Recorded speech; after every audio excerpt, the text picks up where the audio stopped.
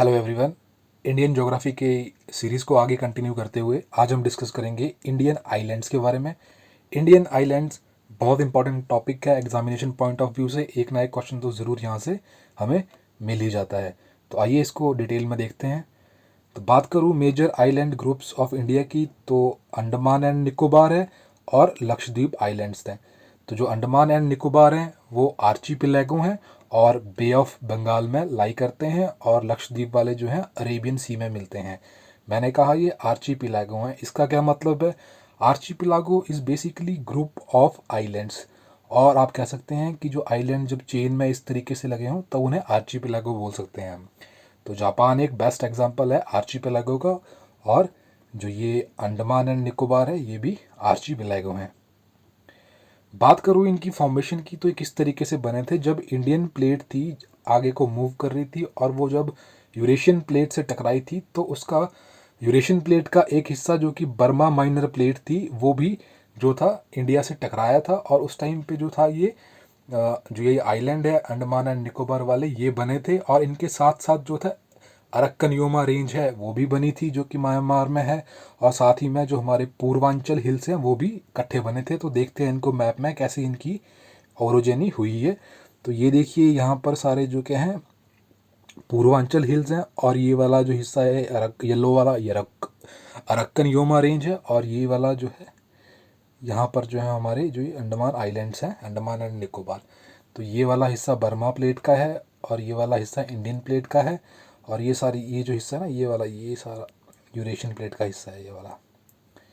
तो ये जब आपस में टकराए जिस तरीके से जो मैंने जो हिमालयज़ हैं, तो आपने पता ही होगा हिमालयज़ कैसे बने थे। जब ये दोनों प्लेटें टकराई थी आपस में तो रॉक्स की जो है फोल्डिंग एंड क्रम्बलिंग हुई थी, तो जिसकी वजह से जो था ये ऊपर को काफ़ी उठ गए थे और ये सारे जो हैं माउंटेन्स बने थे।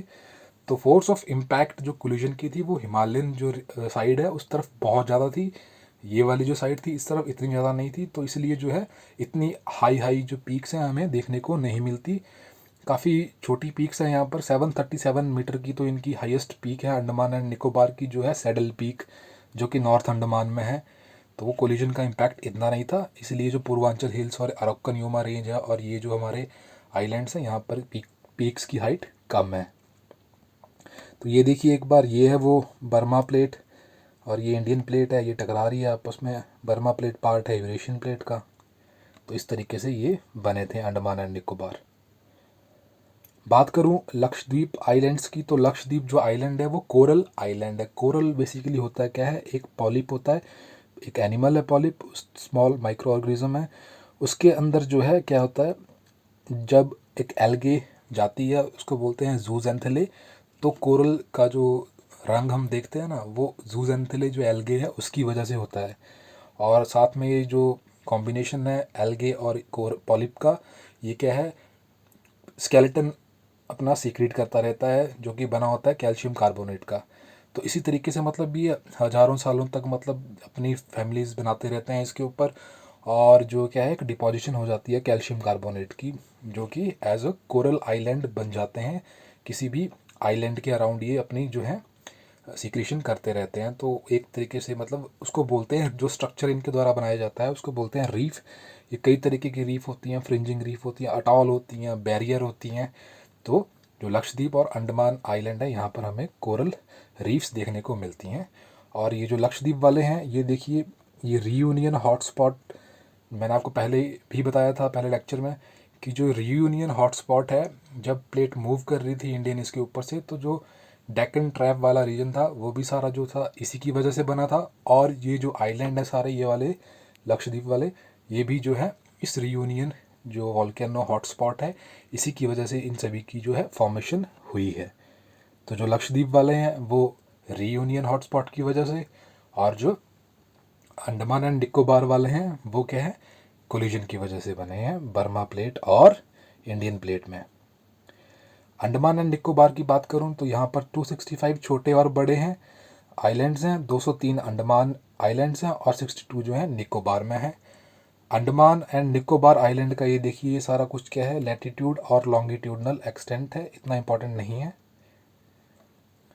अंडमान जो आइलैंड है उनको 3 हिस्सों में बांटा गया है, नॉर्थ, मिडल और साउथ अंडमान, और डंकन पैसेज जो है वो सेपरेट करता है लिटिल अंडमान को साउथ अंडमान से।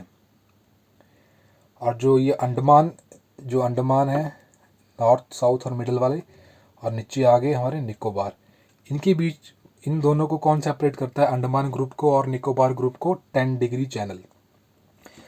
इस चीज़ को मैंने इजी करने के लिए 2 स्लाइड्स ऐड की हैं जो आपकी मेमोरी को बूस्ट करेंगी इन दोनों आइलैंड्स के लिए, कि कौन सी अंडमान एंड निकोबार के लिए भी और लक्षद्वीप के लिए भी कौन सी जो चैनल है इनको सेपरेट करती है। उसके लिए एक इजी सा मैंने डायग्राम बनाया हुआ है, तो अभी आप सुनते जाइए बस। तो ये देखिए, ये नॉर्थ अंडमान ये रहा, ये बैरन आइलैंड है, ये नारकोंडम आइलैंड है ऊपर वाला, ये मिडिल अंडमान है, साउथ अंडमान है। साउथ अंडमान में ही अंडमान एंड निकोबार की कैपिटल पोर्ट ब्लेयर लाई करती है। ये रही वो 10 डिग्री चैनल जो सेपरेट करती है इनको। ये कार निकोबार है, निकोबार का जो नॉर्दर्न मोस्ट पॉइंट है वो है कार निकोबार, और सदर्न मोस्ट जो है वो है ग्रेटर निकोबार। यहाँ पर ही जो है इंदिरा पॉइंट लाई करता है।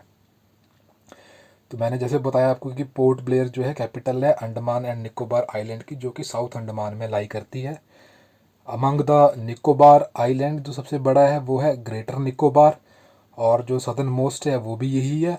और जो सदर्न मोस्ट अगर ये है तो देखिए आप ग्रेटर निकोबार कितना नज़दीक है इस सुमात्रन आइलैंड से। ये सुमात्रा का आइलैंड है, और ये देखिए इंडोनेशिया सुमात्रा का आइलैंड ये है, और ये वाला हमारा है ग्रेटर निकोबार। तो ये काफ़ी नज़दीक है एक दूसरे से। और जैसे कि मैंने बताया आपको, जो नॉर्दर्न मोस्ट है वो कार निकोबार है, सदर्न मोस्ट जो है वो ग्रेटर निकोबार है, और ये सुमात्रन आइलैंड ऑफ इंडोनेशिया के काफ़ी नज़दीक है। बात करूं बैरन एंड नारकोंडम आइलैंड, जो कि पोर्ट ब्लेयर के जो नॉर्थ में हमें देखने को मिलते हैं, मैंने आपको दिखाया था कि ये देखिए एक बार फिर देखना है तो ये नारकोंडम आइलैंड है और ये है बैरन आइलैंड। तो जो एक्टिव वॉल्केनो की बात करूं, ओनली एक्टिव वॉल्केनो जो इंडिया में है वो क्या है, बैरन आइलैंड है। और ये जो नारकोंडम है ये भी पहले वॉल्केनो ही था, लेकिन ये जो है एक्सटिंक्ट वॉल्केनो है, अब इसका बिल्कुल ये नहीं राइज करता। तो अभी भी हमारे पास एक्टिव कौन सा है, बैरन आइलैंड जो है ओनली एक्टिव वॉल्केनो है इंडिया का। और कुछ जो मैंने आपको बताया, जो अंडमान एंड निकोबार के जो आइलैंड्स हैं उनको जो है कोरल रीफ क्या है, उनके चारों तरफ कोरल रीफ देखने को मिलती हैं, और साथ ही यहाँ पर जो है माउंटेन भी हैं और थिक फॉरेस्ट भी हैं। लेकिन लक्षद्वीप में क्या है, फ्लैट टोपोग्राफी है, वहाँ पर आपको माउंटेन्स देखने को नहीं मिलेंगे। और जो ये जो अंडमान है, अंडमान की जो क्या है 737 मीटर की एक पीक है जिसका नाम है सैडल पीक। सबसे ऊंची पीक जो है ये है हाईएस्ट पीक इस अंडमान एंड निकोबार ग्रुप की, ठीक है। Saddle peak 737 metre north Andaman में देखी गई है। ये देखिए नॉर्थ अंडमान, यहाँ पर है सैडल पीक। बात करूँ लक्षद्वीप आइलैंड की, तो ये 3 तरीके के हैं, इनको 3 हिस्सों में बांटा जाता है, और ये अरेबियन सी में हमें देखने को मिलते हैं south west of Kerala coast. तो 3 हिस्सों में कौन कौन से हैं, Amindivi islands, Laccadive and Minicoy. तो अमीनी डीवी में देखिए 6 आइलैंड आते हैं, और लैकेडीव में आते हैं 5 मेजर आइलैंड। तो ये वाले सारे जो हैं अमीनी डीव में आते हैं, और ये सारे जो हैं लैकेडीव में, और ये मिनिकॉय, और ये देखिए ये है कोचीन कैलिकट के केरला वाला कोस्ट। तो कैपिटल क्या है लैकेडीव की, कवारती। तो अमीनी डीवी में देखिए कौन कौन से हैं, अमीनी है, किल्तन है, चितलत है, कदमत है, बित्रा है, पेरूमल पार है। और जो लैकेडीव वाले हैं एंड्रॉथ है, कालपेनी है, कवारती है, पिटी है, सुहेली पार है। तो ये सारे यहाँ दिए हैं, ये है कवारती कैपिटल। बात करूँ मिनिकॉय की, है ना, एक कितने हो गए मिनिकॉय जो है, इन सभी जितने भी आइलैंड है ना ये लक्षद्वीप वाले सारे, इन सभी में जो सबसे बड़ा है वो मिनिकॉय वाला आइलैंड है, ये वाला। और टोटल देखिए यहाँ पर 25 जो है आइलैंड हैं जो कि स्कैटर्ड है ऑलमोस्ट 200 से लेके 500 kilometre south west of Kerala coast. Amindivi island जो हैं नदर्न मोस्ट हैं, और मिनिकॉय वाले जो हैं वो सदर्न मोस्ट हैं।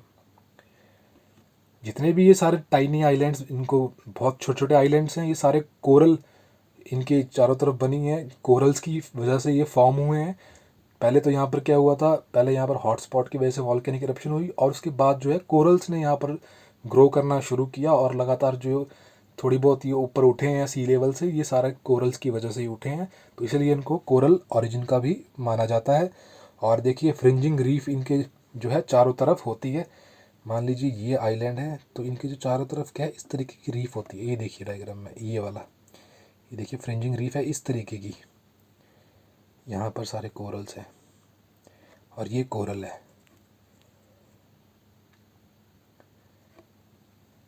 और सबसे अच्छी जो फ्रिंजिंग रीफ है वो मिनिकॉय आइलैंड की है।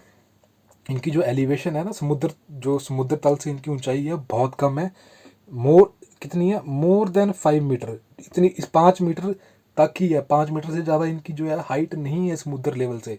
तो इसलिए बोला जाता है कि जब भी ग्लोबल क्लाइमेट चेंज हो रहा है तो ये जो आइलैंड्स हैं इनको सबसे ज़्यादा खतरा इन्हीं को ही है, क्योंकि जो है सी लेवल सिर्फ 5 मीटर है, 5 मीटर ऊपर हैं ये, तो जब भी पानी बढ़ेगा समुद्र का तो ये इनके डूबने का चांसेस बहुत ज़्यादा है। और इनकी जो टोपोग्राफी है वो भी बिल्कुल फ्लैट है, कोई हिल्स नहीं है, कोई वैलीज नहीं है, तो फ्लैट टोपोग्राफी है, ऊपर से हाइट कम है 5 मीटर। जब भी क्लाइमेट बढ़ेगा तो मोस्ट वल्नरेबल और ख़तरे में ये सारे आइलैंड हैं। तो ये देखिए जो मैं बात कर रहा था आपको कि मेमोरी डायग्राम्स किस तरीके से बनाने हैं, तो ये हैं वो अंडमान और निकोबार के लेके। तो north Andaman, middle Andaman, south Andaman. South Andaman में क्या है, पोर्ट ब्लेयर है, इसको यहाँ याद नोट डाउन कर लेना। इन तीनों को बोलते हैं ग्रेट अंडमान। और साउथ अंडमान को जो लिटिल अंडमान से जो चीज़ डिवाइड करती है वो है डंकन पैसेज। और निकोबार और जो पूरा ये अंडमान ग्रुप है इसको 10 डिग्री चैनल जो है डिवाइड करती है। बात करूं लक्षद्वीप की, तो लक्षद्वीप और मिनिकॉय के बीच में क्या है, 9 डिग्री की चैनल है जो इनको आपस में डिवाइड करती है ना।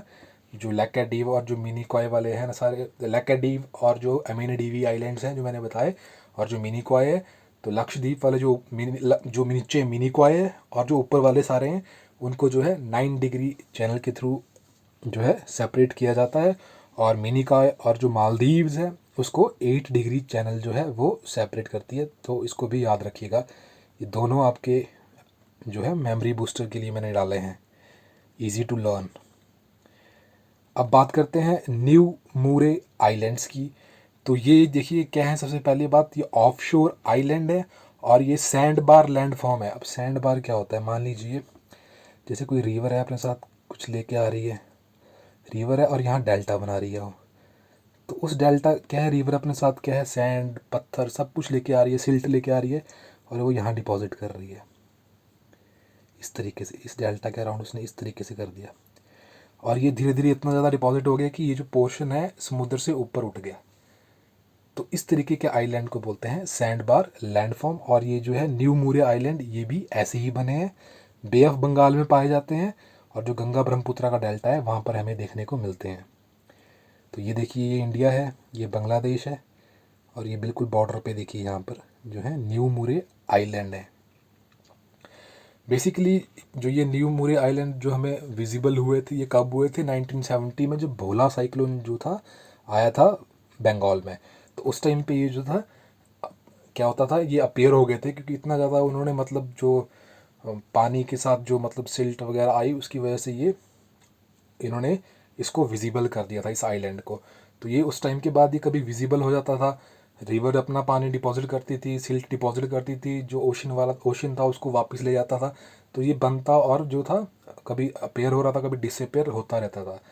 तो लेकिन अभी भी जो है ये आइलैंड पे कोई लोग नहीं रहते, अनइनहेबिटेटेड है।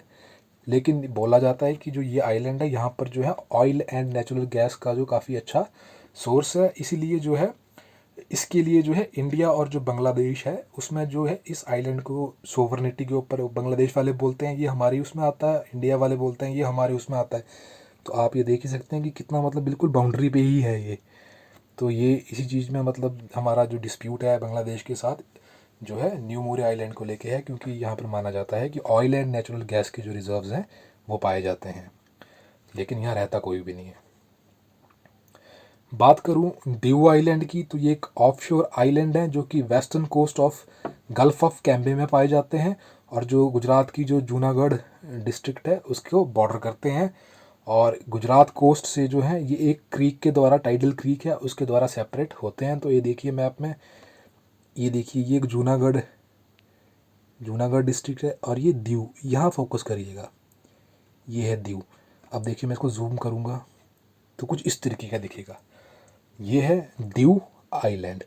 तो दीव आइलैंड में ये देखिए ये है वो टाइडल क्रीक जो कि गुजरात की जूनागढ़ डिस्ट्रिक्ट यहाँ पर है। गुजरात की जो जूनागढ़ डिस्ट्रिक्ट से जो दीव को जो सेपरेट कर रहा है वो टाइडल क्रीक सेपरेट कर रहा है। और इसकी देखिए आपने दीव आइलैंड के जो नगोआ बीच है और ये वाले घोगला बीच है, ये बहुत फेमस बीचेस हैं इसके, दीव के। तो इसका देखिए इसकी जो कोस्ट है उसमें क्या है, लाइमस्टोन क्लिफ्स हैं, रॉकी केव्स भी हैं, सैंडी बीचेस भी हैं, जो कि मैंने बताया आपको कहाँ पर है। बेस्ट नगोआ और घोगला बीच सबसे बेस्ट हैं, जहाँ पर मोस्ट टूरिस्ट जो है विज़िट करते हैं। और यहाँ पर जो है एक पोर्तुगीज़ के द्वारा बनाई गई मैसिव फोर्ट भी है, किला भी है, वो भी एक बहुत अट्रैक्शन का सेंटर है दीव में। बात करूँ अगले की तो वो है मजूली आइलैंड। तो मजूली आइलैंड क्या है, एक रिवराइन आइलैंड है जो कि ब्रह्मपुत्र नदी के द्वारा बनाया जाता है आसाम में। और ये देखिए ये ब्रह्मपुत्र नदी है आसाम में, ये वाला एरिया जो है मजूली आइलैंड है, ये है एक रिवर के द्वारा बनाया गया आइलैंड। और सबसे बड़ा जो रिवराइन आइलैंड है वो मजूली आइलैंड ही है, ब्रह्मपुत्र नदी ने बनाया है, आसाम में बनाया है। और मजूली में एक फेस्टिवल होता है जहाँ पर कि जो है, जो कि आसाम का जो नियो वैश्वनाइट कल्चर है उसको रिप्रेजेंट किया जाता है मजूली फेस्टिवल में। तो हमारे पीएम यहाँ जाते रहते हैं इस फेस्टिवल में, हमेशा जाते हैं वो, हमेशा तो नहीं मतलब जाते रहते हैं, ज़रूर विज़िट करते हैं मजूली में वो, इस चीज़ को देखने के लिए, नियो वैश्वनाइट कल्चर को। तो आपके लिए इम्पोर्टेंट है, इसको याद रखना कि जो मजूली आइलैंड है वहाँ पर हम आसाम का जो वैश्वनाइट कल्चर है वो पनपता है। और मजूली जो है एक वेटलैंड भी है, वेटलैंड है तो यहाँ पर क्या है, काफ़ी अच्छी बायोडाइवर्सिटी स्पॉट बनता है ये। यहाँ पर फ्लोरा और फौना अच्छी तरीके से रहती है, यहाँ पर कई एंडेंजर्ड स्पीसीज़ भी हैं, कुछ माइग्रेटरी बर्ड्स हैं जो यहाँ आते हैं सर्दियों में। तो कुछ बर्ड्स के नाम देख लीजिए आप, ग्रेटर एडजुटेंट स्टॉर्क, ये देखिए इस तरीके का होता है ग्रेटर एडजुटेंट स्टॉर्क, ये होता है पेलिकन।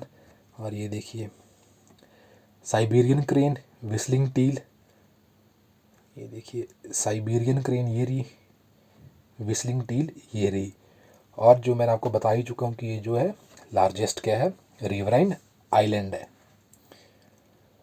अगर आप चैनल पे नए हैं तो चैनल को सब्सक्राइब कर लें और साथ ही बेल आइकन की नोटिफिकेशन को प्रेस कर लें ताकि आगे आने वाली अपडेट आपको मिल सके। अगर आप जो हमारे 1500 सब्सक्राइबर तक, जब तक इस चैनल पे 1500 सब्सक्राइबर होंगे, अगर आप उन 1500 में रहेंगे तो आपके लिए आगे आने वाले टाइम में क्या है, इकोनॉमिक्स के पर्टेनिक एक बहुत बड़ी खुशखबरी है। इकोनॉमिक्स का कोर्स आपको जो है फ्री में प्रोवाइड किया जाएगा, पूरा इकोनॉमी का कोर्स। तो अपना स्क्रीनशॉट मुझे ज़रूर भेजिएगा, ये चीज़ आनी चाहिए उसमें। देखिए इस तरीके से कितना काउंट है सब्सक्राइबर का उस टाइम पे, और सब्सक्राइब्ड का, और ये सारा ये जो मेरे को पोर्शन चाहिए कि आप कितने नंबर पे मतलब आपने उसको सब्सक्राइब किया है। तो मैं 1500 तक सभी की एंट्रीज़ जितनी भी होंगी उनको इसमें इंक्लूड करूँगा इस ऑफ़र में। और आपको भेजना कहाँ पर है, फेसबुक पेज इन्जॉय लाइफ 1791 पे जाइए, यहाँ पर हमें जो है इस फ़ोटो के साथ मैसेज को सेंड कर दीजिए। बात करूँ अगले आइलैंड की तो वो है बुच्चर आइलैंड, जिसे जवाहर द्वीप भी बोलते हैं। ये क्या है, मुंबई का जो है ऑफ कोस्ट है, मुंबई के कोस्ट से थोड़ा सा दूर है। यहाँ पर क्या है, एक ऑयल टर्मिनल है जो कि जो पोर्ट हैं, पोर्ट अथॉरिटीज़। अब ये देखिए मैप में पता चलेगा आपको, ये रहा JNPT, जवाहरलाल नेहरू पोर्ट है यहाँ पर जो है। और ये वाला जो हमारा वाला है, जो आइलैंड जिसकी हम बात कर रहे हैं बुच्चर आइलैंड की, ये है। और ये JNPT है।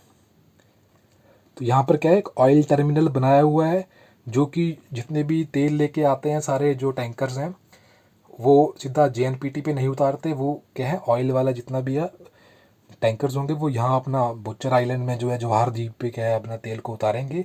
जो क्रूड ऑयल है वहाँ उसको रखेंगे, और फिर उसको जो है उसके बाद वडाला जो कि मुंबई में है वहाँ उसको पाइप के थ्रू भेजा जाता है रिफाइनरी में। इसको जो है एक मतलब सेफ्टी के लिए बनाया गया था इस आइलैंड को, ताकि जो है कोई भी मिशैप हो जाए, कुछ भी तेल गिर जाए, कुछ भी जहाज़ डूब जाए वहाँ पर, तो तेल की जो लीकेज होगी उससे जो हमारा जो ये बॉम्बे सिटी है ये जो है सेफ रहे। तो इसीलिए जो है इसको बनाया गया था, और ये 8.25 किलोमीटर है गेट वे ऑफ इंडिया से। तो इसको इसलिए बनाया गया था बुच्चर आइलैंड को, जवाहर द्वीप को, ये रहा।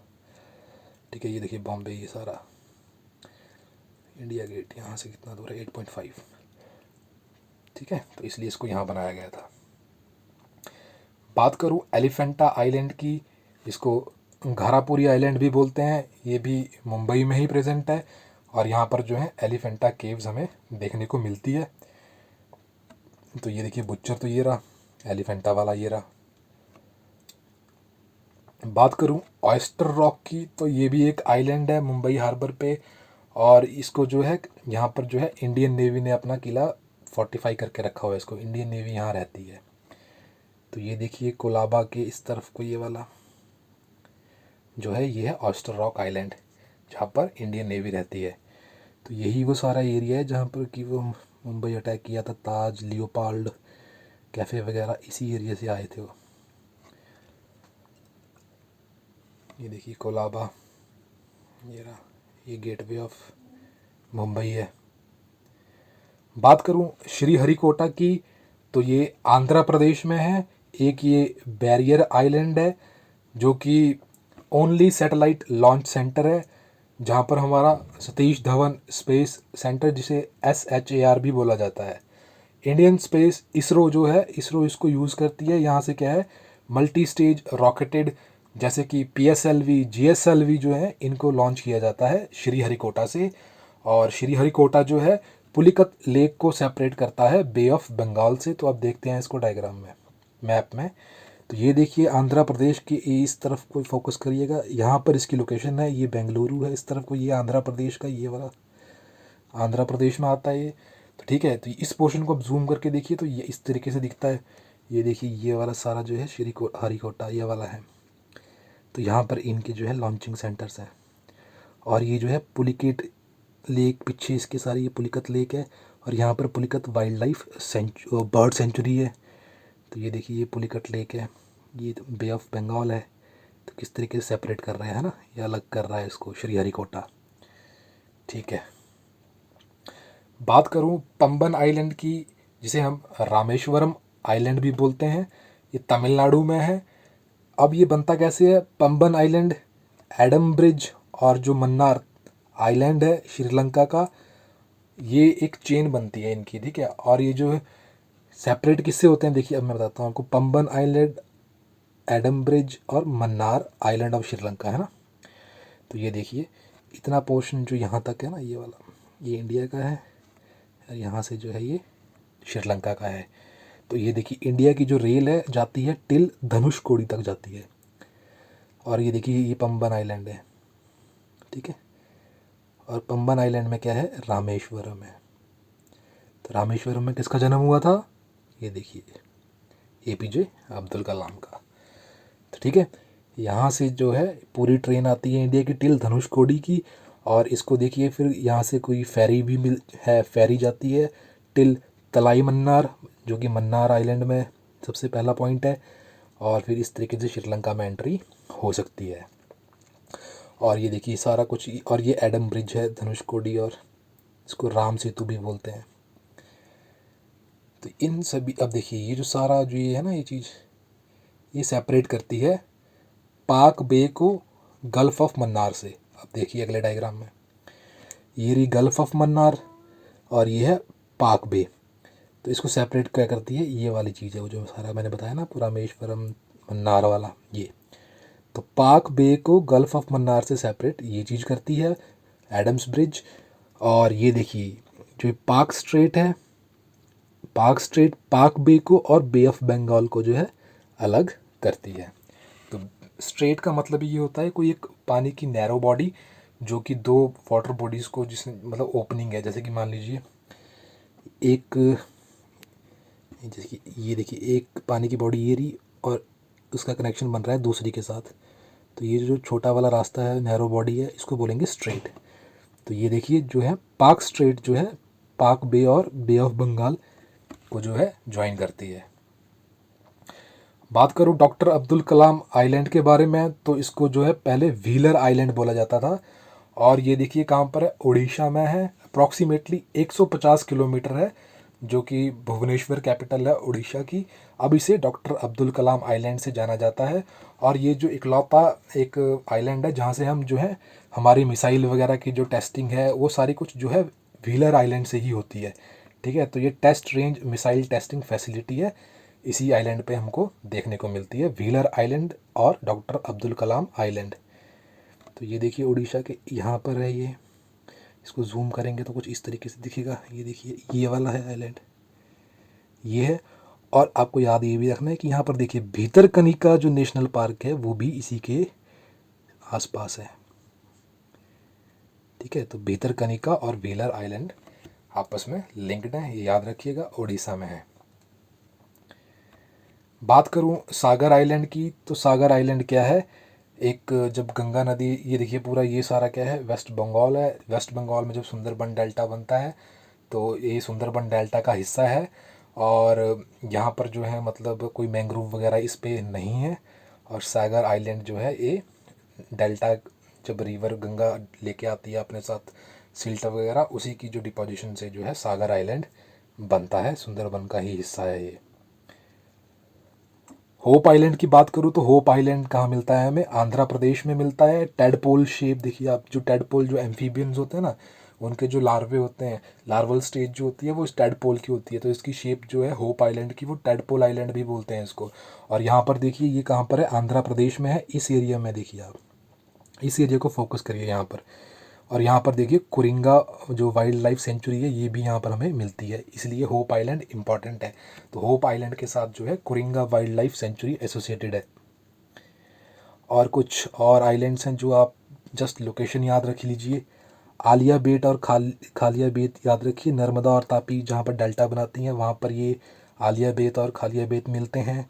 और ये देखिए बाकी तो हम सब पढ़ ही चुके हैं, व्हीलर भी पढ़ चुके हैं, न्यू मोर भी पढ़ चुके हैं।